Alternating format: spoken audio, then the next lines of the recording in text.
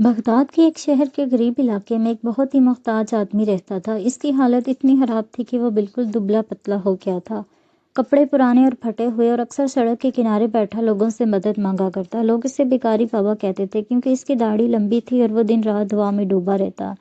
وہ ہر روز یہ دعا مانگا کرتا ہے، اللہ اگر تو نے مجھے اتنا کمزور بنایا ہے کہ محنت سے کام نہیں کر سکتا تو بغیر کسی جتن کے مجھے اچھی حلال روزی عطا کر دے۔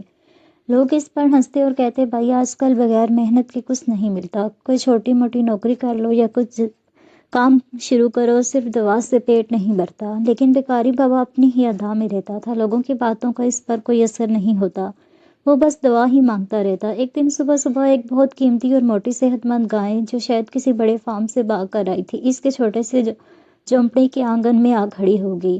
بیکاری بابا نے گائے دیکھی تو خوشی سے رو پڑا اور بولا اللہ نے میری دعا قبول کر لی، یہ میری روزی ہے جو غیب سے آئی ہے۔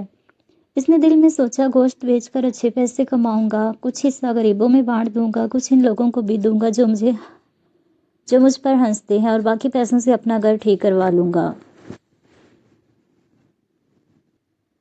بغیر کچھ سادہ سوچے اس نے چھری اٹھائی اور گائے کو حلال کر دیا، پھر گوشت کو ٹھیلے پر رکھ کر کسائی کی دکان پر لے گیا تاکہ ٹکڑے کروا لے۔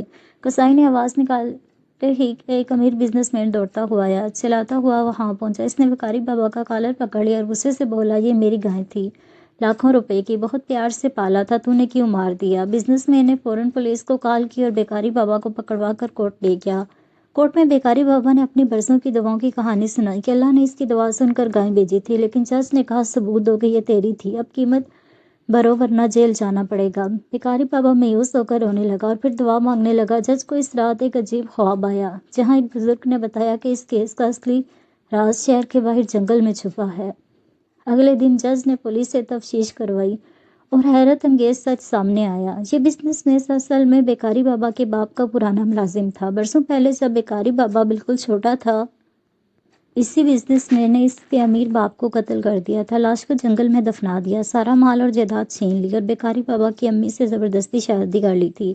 بیکاری بابا کو کچھ یاد نہیں تھا کیونکہ وہ اس وقت بہت چھوٹا تھا۔ جج حیران رہ گیا، انہوں نے بزنس مین کو قاتل قرار دیا اور حکم دیا سارا مال اور جائیداد بیکاری بابا کو واپس کرو، اور قاتل کو عمر قید کی سزا ہو گئی۔ ایک چھوٹی سی گائے کے کیس نے برسوں پرانا راز کھول دیا۔ یوں ایک ظالم کو سزا مل گئی، ایک بے بس کو اس کا حق واپس ملا، اور شہر کے لوگوں کو اللہ کی قدرت اور انصاف پر ایمان اور زیادہ مضبوط ہو گیا۔ یہ کہانی سب کو یاد دلاتی ہے کہ دعا ضرور قبول ہوتی ہے لیکن اللہ کے اپنے انداز سے، اور گنہگار کبھی چین سے نہیں جی سکتے۔